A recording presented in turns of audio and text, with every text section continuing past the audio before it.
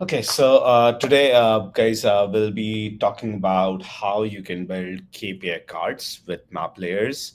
It's not the usual technique that we generally use, or we generally employ multiple sheets to build KPI cards if we have to make it flexible, but we can actually do it in a single sheet with map layers. So that is one of the things that we are going to talk about. Our output will somehow look like this. Once we'll build it will have a blend of KPIs, variants, and also I'll let you through how you can actually use the structure and maybe enhance it more. Let's say you want more flags or variances. Let's say here I can just see this variance that is with comparison to the previous period, but also let's say if you have budget or other variances or comparisons as well, you can put it over, and also you can modify this as per your usage. So one of the question is why do it with map layers? Because it's not the usual technique, and there are actually multiple ways to do this without using map layers. So why we shouldn't? Because one thing what I've seen with small multiples is where you can actually do it, and you can also bring in the labels by hacking the axis and use table calculations for that. However, the general problem is that if you see, you can't have all the period labels for each of these categories or each of these grids. Every time if you build a small multiple, all of your labels are almost at the end, and sometimes this is not how we want it. For representation, we rather would like it like this, so that each of them can be treated separately rather than this. That is one of the things that because this use case actually came at my work and we were trying to build it. One way was to use multiple sheets. One way we actually built using small multiples only, but again there were multiple challenges again. And if we have to have more layers, then there's a restriction because you can only have dual axis if you use a normal sheet. And also there is a lot of heavy lifting with table calculations. And I wouldn't say heavy lifting in terms of table calculation, because generally you'll be using window max, but apart from that you will have to write multiple calculations for that, which is not at all good. So, before we talk about, Srikanth has already introduced me. I'm a manager at data visualization at Emerson BD right now. I'm a three times Tableau visionary, founder of Tableau Buddy and Designer. Both are great initiatives that we have been running for the last 3 years. I'm also a mentor at Data Visualization Society, and I lead three Tableau user groups, that is Analytics, Tableau Buddy, and recently we also started Dubai Tableau user group. So before we go ahead into building all of this, there is one of the technique or the mathematical technique that we'll be using it quite frequently, and that is normalization. So what is normalization? If I take into account the normal mathematics and you have a set or a range of values, so normalization actually helps you to bring all those values in the range of 0 to 1. Now, if you had shown me this mathematical formula in one go, it might not make too much of sense, and I really wouldn't understand it as well. But in general, let's say, if I have to say, in general, it just helps us understand how far these values are from each other on a scale of 0 to 1. Let's say if we have 10 values, then normalization will actually, it's just a mathematical formula that will help us to normalize all of the values on a scale of 0 to 1. That's it. And to calculate this, for every value that we have, we subtract it with the minimum across the set of range of values and then divided by maximum minus minimum. So this is the formula that we'll be using. Now, coming down to map layers, one of the most important thing to understand is we are not going to treat map layer as maps. However, we are going to treat it as a 2D coordinate axis. That's it. That's how we are gonna play around with it. And one of the basic things to understand while actually making a point is that your first number or item that we refer here is generally your y-axis, and the second one represents your x-axis. Generally, mathematically, always we write the first x as the first one, but it's just the inverse here. Okay, so now let's start with building and setting up some ground to how we want to build it. So let's say here was our output, right? So we have regions over here, we have category, just a normal example. So we'll take region from here. Let me just search region. We'll take region, or we can just do one thing. First, we can bring in latitude and longitude. We'll just double click both of this. The map is here. And now we'll be placing our region on top of it. And then also we'll be taking away our category, and we bring a category here. Okay, so now we have this map, which we actually don't need. So we'll just go to our map and we'll go to background layers. We will wash it out because we don't need to see any of these maps. And once you wash it out, you don't need to actually set it off, but it's fine.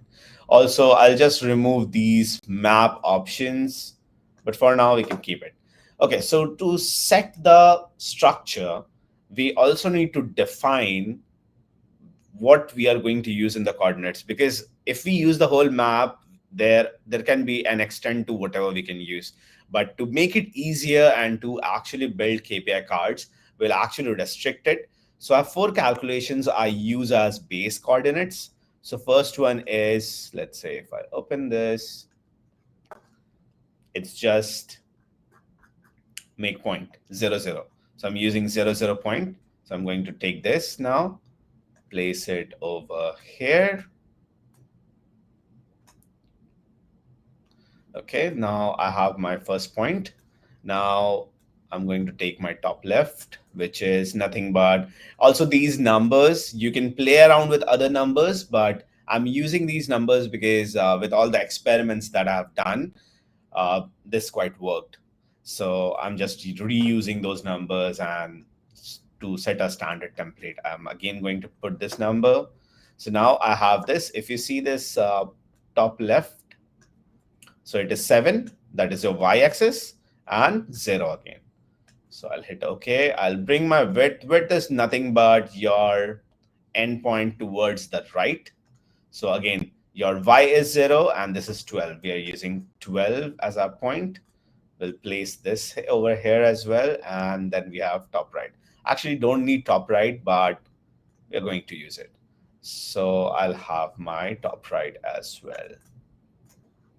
So now I have a defined area using all these 4 points, which we can actually use to define all our other items. Okay. So first now I'm going to do is I'm going to just hide this map options because I don't need it anyway. Okay. So now the next thing is, what do we want to have? Now, maybe we can start with the bands because we already have these points. So we are going to reuse it. So let's say I have my current sales. I can bring to my this point. If I click on this, this is my top left. I'm going to bring my current sales over here on this as label. Also, if you just play around with it and use map, it is really hard to control it and size it. There are multiple restrictions. So I generally prefer using a shape, and then I'll use a transparent image so that I don't show the mark. Transparent. And also you can create, there are so many blogs you can find by Kevin Flerledge or other people as well to build a transparent image. You can have it if you don't have. And if you see there's a halo, this is just because of this. I'll make it none. And we can arrange it, but we can do that later as well. I'll just make it a bit bigger. And the alignment can be this side. Yeah. Okay, so now we have this number for us. Now what more do we need? We need the variance. We can put it over here. That's very easy to do. The most important part of this which actually took me time as well to figure out was the bars or the trends. So to build that, first we'll just build the basis or the base of the chart. So that is nothing but, if you see, already have all these calculations in place. So it's just a make line. It's a make line where I'm actually using these coordinates. Now this can be, if I just, what I can do is, for instance, I will just use 0, 0 for now. And also here I'll use 0, 12. So 0, 0 because this is our starting point, and 0, 12 because this is our end point. And this is, we are going to use. The reason I changed the values, but we'll come to that later.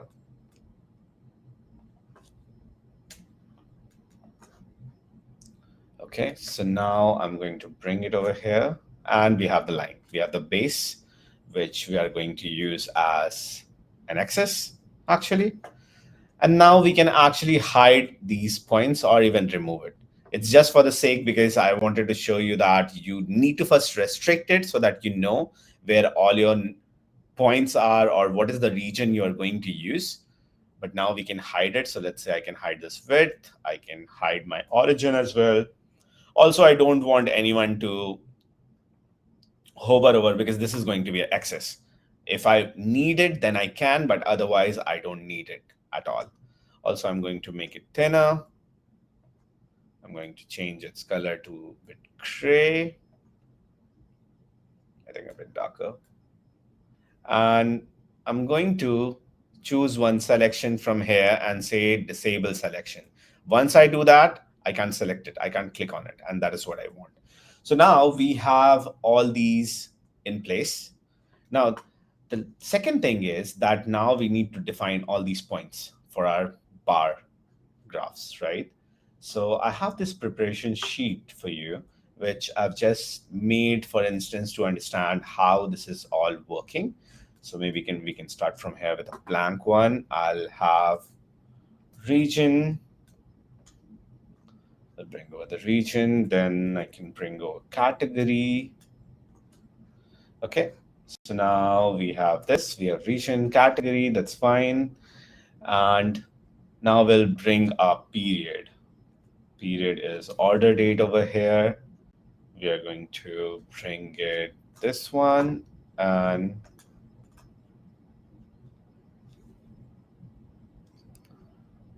option, and I just need month and year for reference. And now, because I have the data from 21 to 24, however, I don't want to see it. I want to actually see based on my current selection. So for that, I already have my parameter in place where I've selected 31st of October, which we can play around as well. But I want to restrict from the selection to the 12 rolling months. That is what I want. So these are basic, I would say not basic, but yes, these are some calculations which we already might know around how to actually restrict. So for the rolling period, we are just using date def, and we are setting up that, okay, minus 12 to 0. It's just inverse. You can use direct without using minus as well. So it will be from 0 to 12. And what it does is, in general, I'll just place this as a filter over here. And since I have October 24 selected, now only have the months from October 23 to 24. And that is what I need for now. Now, the next thing is I need to have all these points on my map as well, right? And I can't have these big names. We can actually do custom, but to make it more easier, now what we are going to have here, we have just made one more calculation that says if b dot rolling period is true, then we are just parsing it using left and right calculations to just make it look like something like this, an abbreviation. That you can also do it, but it's better to have all this in structure. And there is a reason to it, because when we are doing placing it on map, I don't want other numbers to be, or the other dates to be there. So because I can't place a filter on top of it completely, that is why I have also created this calculation. Now the next part is, now since it's a map, if I go back to this, since it's a map and it starts from 0 to 12, now I can directly use them, but to make it dynamic, and that's where normalization also comes in. And also I want all these periods to be equally spaced out from each other, right? So what I'll do is, now some of the calculations I'm going to show you.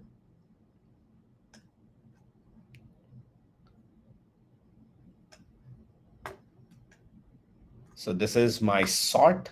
This is just taking into account, once I'm placing it over here, that the values here. So it starts from the current value. I'm also taking 0 and it is going up to -12. You can have it other way around as well. It is fine if you do it other way around as well. Okay. Now this is one. Now the next thing is, once we have this, we need to have its normalized values. Now where it is. Now I must be having this calculation, C dot, where is it? Yes, this one. Now, what is this calculation doing? If you look at it, and feel free to raise any question in between if you have, and we can stop and I can clarify that as well with you. Okay. Just make it a bit bigger.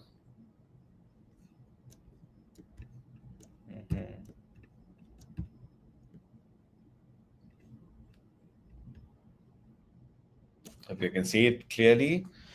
Okay, so now what we are doing, because if we remember this calculation of normalization, that was something like this. I'll just drag it and write it over here.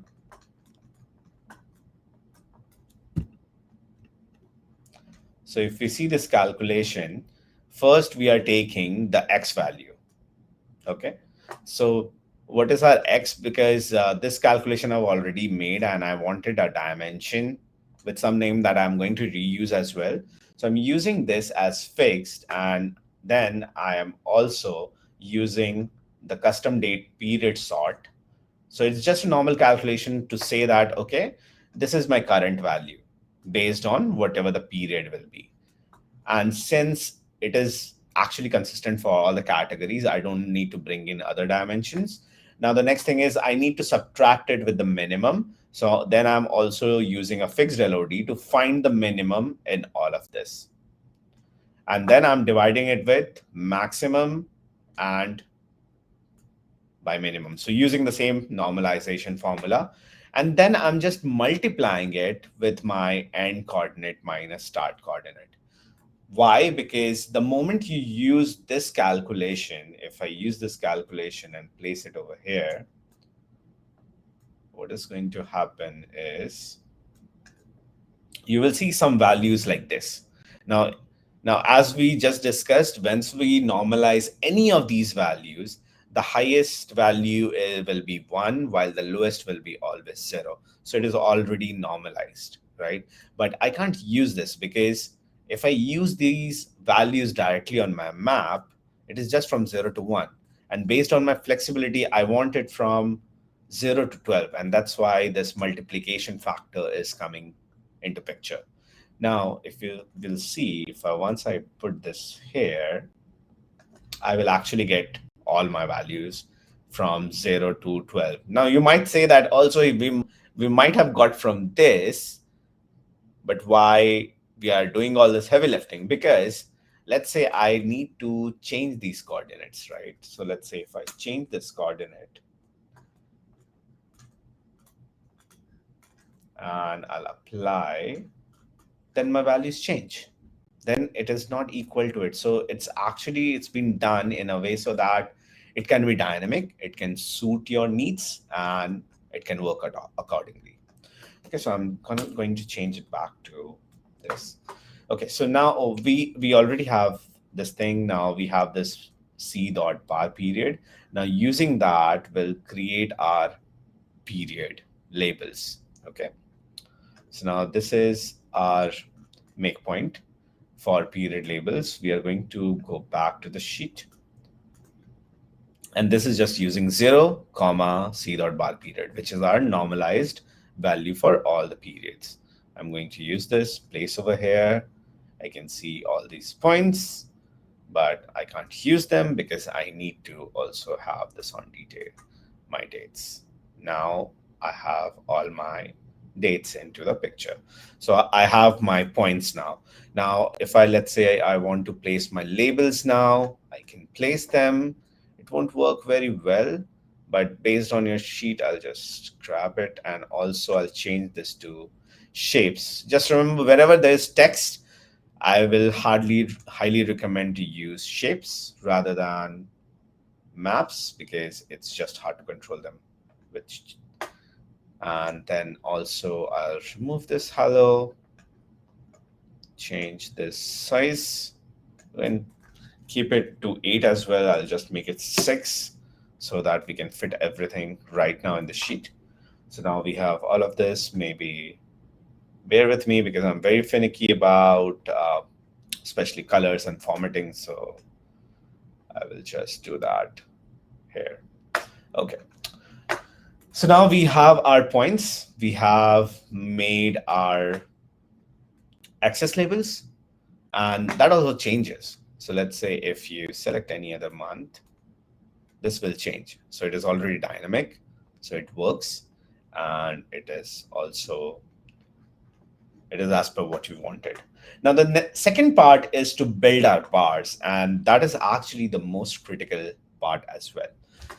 So what we are going to do this, we are again going to use our mathematical normalization technique so that we can actually have all our values. Because again, if you remember, can anybody tell me from the participants, like what was the maximum value we had taken? Anyone remember that?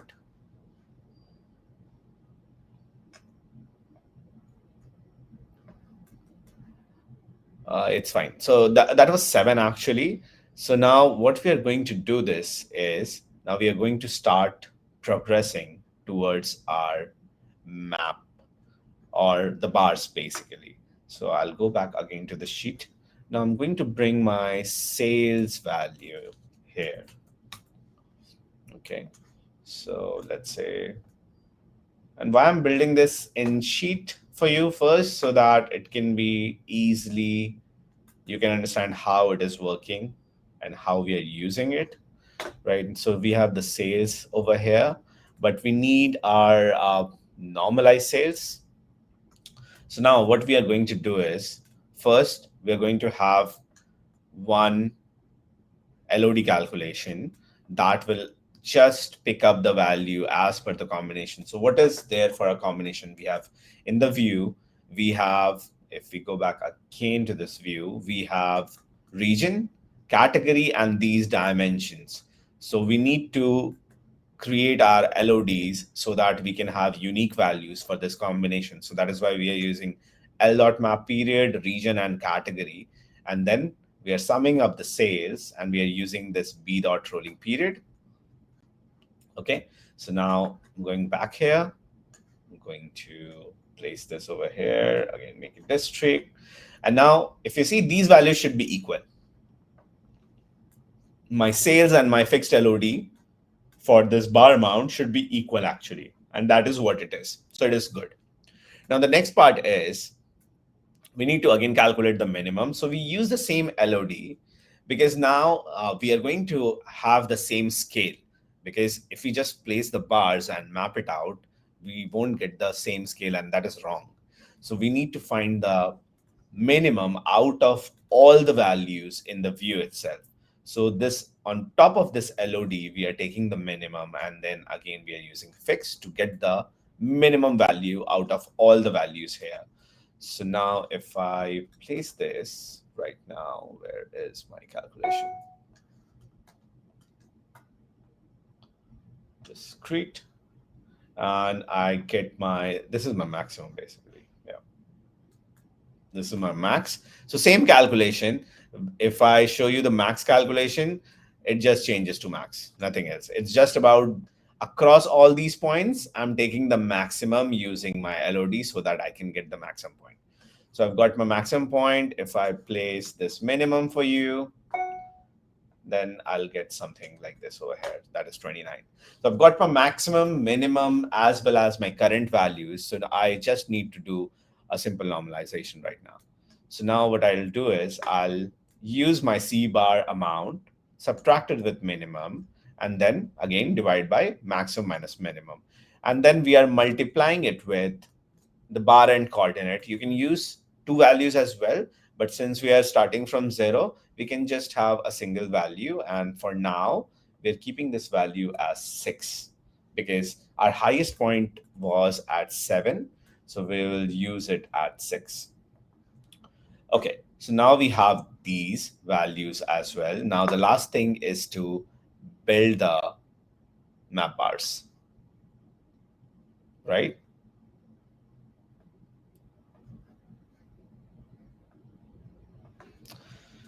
Okay, so what we are doing in here, we are again using the make line because we are going to make a bar in vertical direction and we are using 2 points. So let's come back here. So what is our first point? Our first point is this one.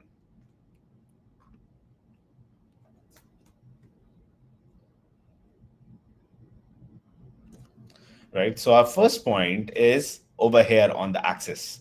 So that starts from 0. 0 is our y, and c dot bar period, that is the individual period labels. And what is the second point? So second point, my y point will be my sales normalized number, right? So it will be somewhere here or here based on the value, and its next point or the x-axis will be the c dot bar period, right? So now we are going to use this and place it on my maps and I'll get my bars. If you see right now, we are hovering it because we need to actually use L dot map period on the detail. Now we can individually click on all these bars. We can increase the size of the bar and this will actually change the width. Okay, and since we have this parameter, you can play around with it if you want much bigger. I'm just going to place this, let's say I use 8, right? So why it didn't move, there's a reason to it. So I'll just use 6 again. And then one thing that we didn't did is once we have fixed the coordinates, it's also mandatory to fix your map so that now it is locked. Now let's say if I change this to 8, my bars will actually go bigger. Okay. And the reason it is not going bigger is now if you use this, you can actually arrange this with the map bar coordinates. Okay. And now once we have the trend, you can see this. This is just hello. I can make it none. And you can actually play around with it. You can make it area. So that was something we had shown you in this example. So what we did in here, because this type of chart, you can't actually get it from dual axis as well, because if you want this shaded part as well as the line as well as the dot, it's quite hard. You can't actually do it. There can be hacks from where you can do it, but ideally you can't. Okay. So now the next thing is we'll have this area. We'll change this color to maybe this a bit lighter. Okay. Yeah, one shade lighter. And then we'll again take these map.bars. We'll put it over here. Now again, we have the lines. We can make this to a line and then we need to place again L.map period. And now we have the smooth line on top of it. Same thing, some things we have to repeat is changing the halo. We can make the line a bit thinner as well. And we can change its color. Yep. So now the last endpoint is to just get the point based on the variance. We hadn't brought our variance over here. We can just finish that. We can bring our current sales variance. These are some of the things I've already calculated. So this is just a simple variance calculation. And I'll just bring that not to here, but to this point basically. I'll click on this. This is my top right, and I'm going to use this for my current variance. Yep. So again, I need to repeat the same. Wherever there is text, we'll have to repeat the same. Unfortunately, we can't set these things by default. So one-time heavy lifting is certainly required.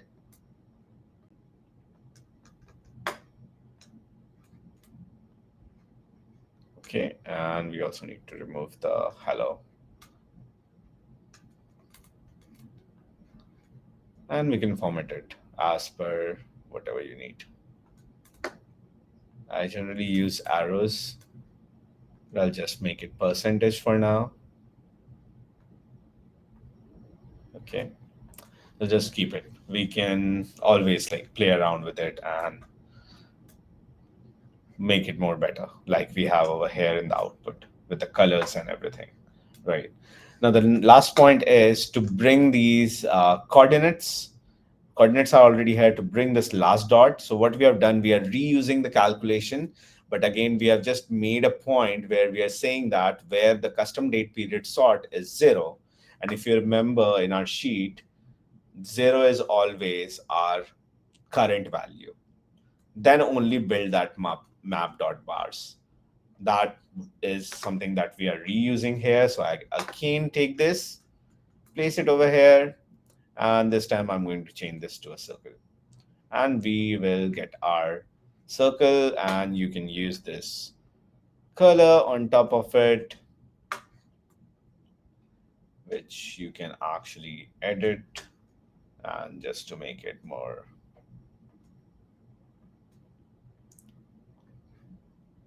make it stepped, and we can just apply this.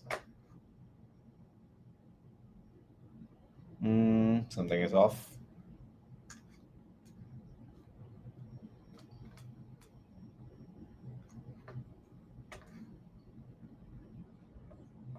It's taking discrete. That is the problem. Okay, I think we need to set this one because that one is not working. We'll just take stepped for now, make it 2, and then we should be having only 2 colors. So that is how you can make all these charts. You can actually, and this is actually scalable solution because one time this heavy lifting is required, but otherwise once you have, let's say, set it up, it is really easy to replicate plus build on top of it. And once you have, let's say, some points over here, then you can actually arrange and shift a bit points here and there, because let's say right now, if I can see, it looks here, but let's say you want some more titles over here as well. You can place more points. You can actually redesign it based on your usage, actually. So that is the beauty of map layers, that you can actually use them to your needs and just get not restricted with the initial setup that Tableau has. Because let's say if you have to build it in Tableau and this whole setup, you might not be able to do it with a single sheet actually. And even this with 3 like shaded as well as action dot and then lines, it's just impossible to do it. So it gives you the flexibility of doing multiple things, and that is why I opted for the solution. And yeah, it works very well as well. Now, this is quite good. This whole solution works very well when you are having all the positive values, but it goes down a hill that when you have you have negative values as well. So for example, if you look at it, let me go towards this part. So profit. Basically, profit will have negative and positive values. Now, since normalization always takes into account your all the values and put it on 0 to 1, your negatives will be always 0, but that's not something that you need. So for that, there is a bit different trick. Everything remains same, but the only thing that we'll need to do is we'll have to calculate the normalization, but the position will be based on its absolute value. So if you see here, my calculations, I have this normalization that is happening that is based on the absolute values. So based on the absolute values, I'm doing the normalization rather than the actual calculation. So if you see, I have this where I'm using the absolute and then using the profit. Again, I'm taking the maximum when I'm doing the absolute, and then I'm taking the maximum. Same thing, but only whenever there is negative points. Also, you think that your KPI will have negative values, then it's better to go with the absolute. The only caveat is when you are doing normalization, you will have to take one piece into account is that also while making your bars, you also need this actual value. So let's say if I show you this map.bars.profit, I'm actually checking that its individual value is positive or negative. So when it is positive, then what I'm actually doing, I'll take you to the build that I've already done so that you can just look at it. I think I need to change this to, where is my parameter? I'll change this to 6 only. Okay. So right now, if you see here, this called calculation a bit different, but it's more scalable than the earlier one. That one only works with the positive values, but you can actually make a generalized calculation that takes care of everything. So let's say if the values are positive, then you need to do two to three things actually. First thing is you need to actually find out that whether this value is positive or negative. Then you will use your zero axis, because let's say you have positive as well as negative. Then one of the thing about map layer is that it's not an axis. These are just coordinates and you're just playing around with the coordinates. So you have to hack the coordinates basically. So what we are doing is we are actually, when there are both the values, we are shifting the starting point in the middle of it. So let's say if our p dot bar coordinate or the end point is 6, so rather than taking 0, we are using half of it. And this is the starting point. And then the other point that will make the bar, that will also start from here, but will also take the half value of the normalization. Because if we take the full value, and since it is restricted from, let's say, 0 to 6 only, it will actually cross over. And that doesn't works well. So that is why we need to actually halve the values. And let's say when it is not profit, then the same thing happens. Here again starts from half point. But the next point is because we need to make it in a downward direction, we take the normalized value because this is based on absolute, and then we subtract it from the value or the base value divided by 2. So let's say it is 6, then it is 3 minus whatever this value is. So since we are starting from 3, it will actually give us some value that is below here. And that is where we want to build a chart. Also, in this, what we have done is we have a different baseline that is also looks like this. So we are not directly using, let's say, 0,6, but we are actually using the coordinate and to so that we can bring it in the middle. So at work, we had use cases where here we have just categories and region, but we had a use case where we are building a KPI map. It was for bank and because I work for a bank, and we had all the profit and loss KPIs, let's say net profit, total income on the top. Then we had some of the KPIs, let's say net impairment or balances, deposit, the balance sheet KPIs, and then other ratios in the bottom. So it was a mix of it. It was not just positive values because total income will be positive, but there are other KPIs such as net impairment, net cost of risk. These can be negative as well. So we wanted to have a calculation that can take into account both the things. But what we saw, even if we try to use it without hacking, it always builds from 0. All the bars, if you don't use map or make lines, it always builds it from 0. So for example, if I show you, where is my bars? So this is my bar, right? If I change it to let's say bar. It always starts from zero. So the bar doesn't works when you have to make it very dynamic. However, when you are using make lines, it takes into account because this is now map and it is just taking the coordinates. So this works. So that is why we made a dynamic calculation that takes into account, and we were normalizing, or we were finding it in terms of rows, because we don't wanted everything to be from the middle, because if it's not applicable to this KPIs. But for better readability, at least we're doing it at a row level. So we kind of modified and mixed both these calculations that I've shown you in a single one, so that based on the use case, it can automatically take into care. I've broke it down in this session so that we can understand step by step. And this is where we were able to reach pretty early when all the values were positive. But this was a bit tough to understand how we can manage it.